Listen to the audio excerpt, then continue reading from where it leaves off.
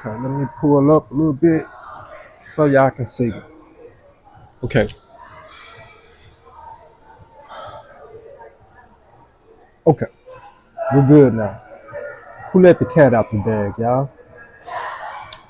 Man, if this man ain't one of the geniuses at going viral by being a truth seeker and a truth teller, I don't know who is. Y'all have heard all the latest news, right? What's going on with Katt? Who let the cat out? Well, the cat is let out the bag. And I want to be the one to explain to you that he has receipts. I normally don't go on my podcast talking about celebrity news, but he brought up some interesting points that are kind of local and also address some of the problematic causes in a local person, and that local person being myself.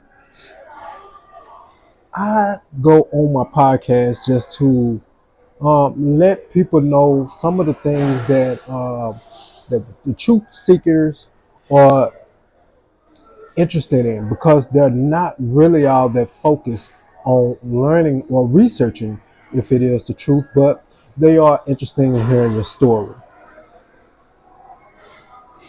I would want to say that you got served, and I'm gonna leave it right there and probably end this video, because I don't know if a lot of you remember the popular movie Who Got Served or You Got Served. Well,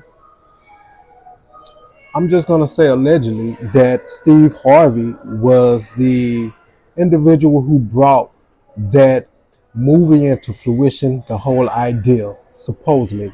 And I'm going to say allegedly because Steve Harvey actually got that idea from your guy, me. At the time, I'm gonna just tell a little story about it, but I'm not gonna get too far into it. Steve Harvey used to own a club in Dallas, and before he was doing the little kids talent search, well, he also had an adult talent search as well. And a group of mine that I'm not gonna even say they were a group of mine. I was introduced to the group. I never go as far as to saying or claiming that as part of my own reason, because it was speculations that, they tried to unalive me and everything like that. It gets real serious, and I can go into that in another segment. But this group and I were performing there at Steve Harvey's club, um, and we did a pretty nice performance for a small venue that he had. He later also interviewed a couple of us, me being in particular, because it was a tattoo. I still have the tattoo that's he wanted to make a joke about, and we did. And that kind of goes to say for a lot of people like Katt Williams, because I feel it. I feel exactly what Katt Williams is going through. You have, by him being a comedian, um, is just a small guy. And, growing up, you always had those class clowns who almost kind of presented themselves as bullies because they joked about people so much, or they joked about the weaker individual or the smaller individual. And this was the case. I was the smallest person of the group. Um, I also was I'm gonna say the most talented. I can't really say that. I can say the most talented. And the reason why is because you can see all of the ventures that I've done, everything that I've, kind of stood out above my peers. A lot of them till this day are still pillaging off of me. Still finding ideas to leave me kind of off the back burner, and they take off. One incident where I interviewed another podcaster who was actually brought a pen and pad to take notes from me, just to basically tell me that I should get with their business or their crew or their group, join them to mainly become a fan, and I explained to them how I got the things that in the position that I had acquired as far as business. There was a lot of subliminals. I also have this on video, audio, that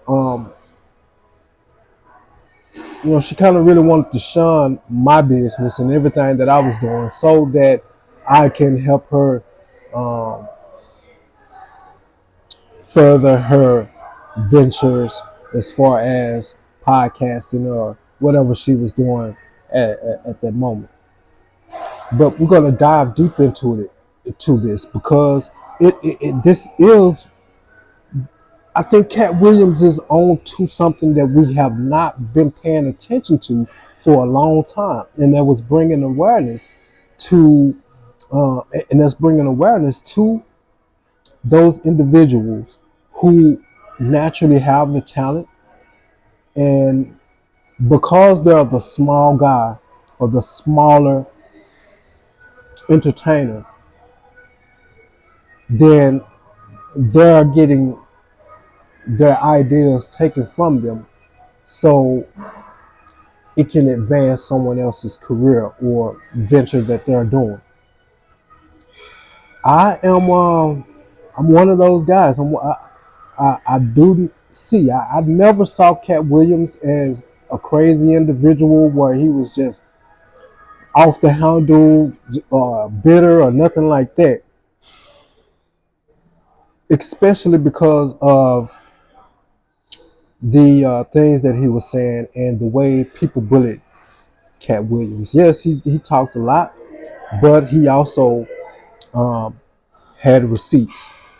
The viral video that's going out now about him, he has receipts for, I would say, about 95% of everything that he's saying.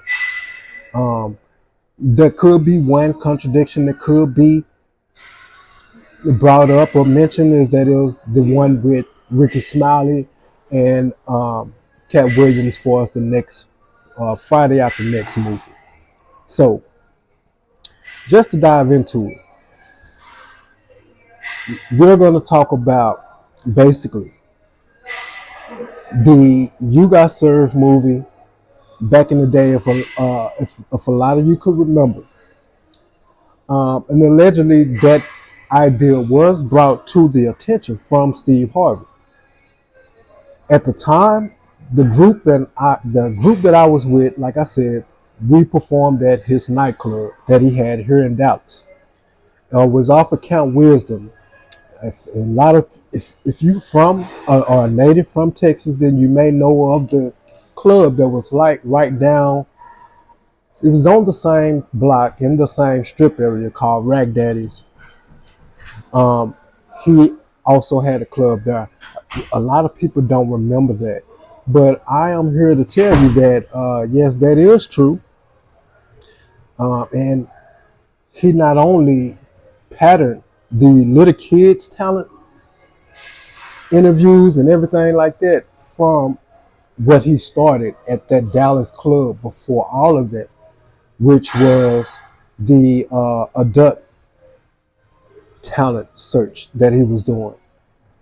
Soon after that, dancing and group dancing blew up after that movie. Who, if you can recall, it wasn't really as popular to be a group dancer or being some type of dance group, although it was trendy, but it wasn't brought to anybody's attention. I would say if you go back and think about it until you got served. And once you look at that, you'll understand and you'll start seeing the paper trail of receipts, how that trend got started and where it came from. This is Maestro, and let's talk about it. And I'm out.